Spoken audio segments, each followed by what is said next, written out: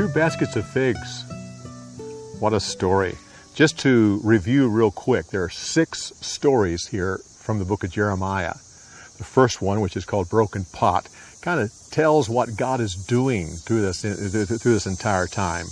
The burning book, the second book, is the calm before the storm. Now, this is the third story, the 2 baskets of figs. And this is the first and second captivity. This is the first and second time that people are taken off the land and taken away. The next story, which is under siege, will be the third invasion. And the fifth story is the final fall. And story number 6 is the after the fall. Now, 3 invasions, 3 times that people were imported. Just to get this in your mind, the first time you heard right here on this story, and that's Jehoiakim is taken to Babylon, well as Daniel and a few things. But at that point, Babylon still leaves Judah as an independent nation. Independent in the fact that they had their own king, their own government, and they just had to pay Babylon. They were a part of the empire of nations. The second one is Jehoiakim, and that's when the temple is totally all the valuables taken out, and 10,000 people taken away, and only the poor are left. But it's still a kingdom. It's still there's not much left of it. But Babylon left the temple intact. It's still standing. The homes are still there. But it's like there now, don't rebel anymore. But with the third invasion, when they come and they destroy the temple, level the city, the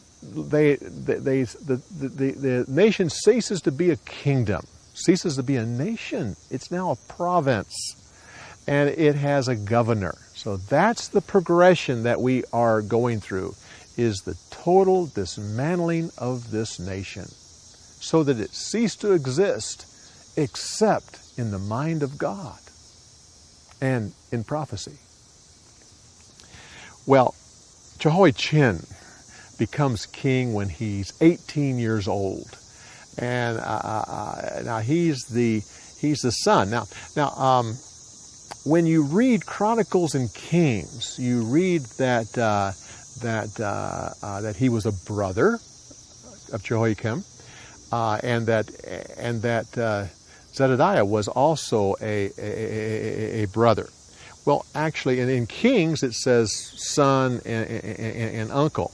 The truth of the matter is, what's really said is relative. He's a relative.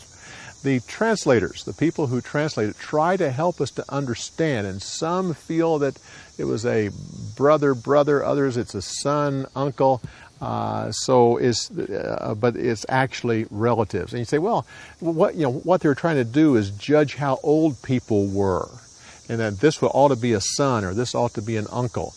No, you can't go by that, because kings were having children at 12 years old. And they were having children long beyond with their many wives. They were having children later in life as well. And so you really can't go by that.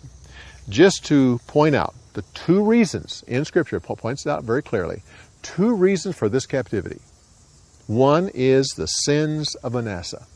The child sacrifices, Ammon and Manasseh were involved in that, and God said, that's enough. That you have gone too far. I'm taking you off the land. I did the same thing in other nations, and I'm not going to let you get away with it.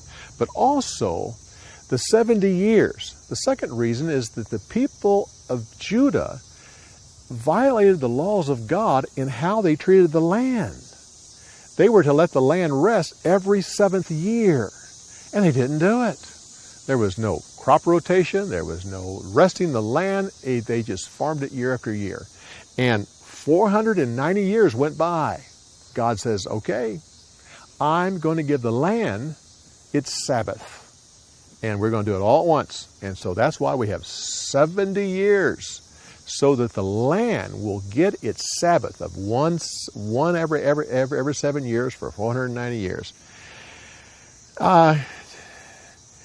Quite a series here, quite a series of stories as we go through. Jeremiah carefully takes us through the. Now, when you were dealing with Israel, that was just kaboom. It happened 3 times, yes, but we don't know all the details. Here, the Scripture gives us the details of exactly what happened. I trust you're enjoying learning more about this transition between the divided kingdom and the captivity, and that is the fall of Jerusalem. Come back next week when we continue on with more insights on the story of the week.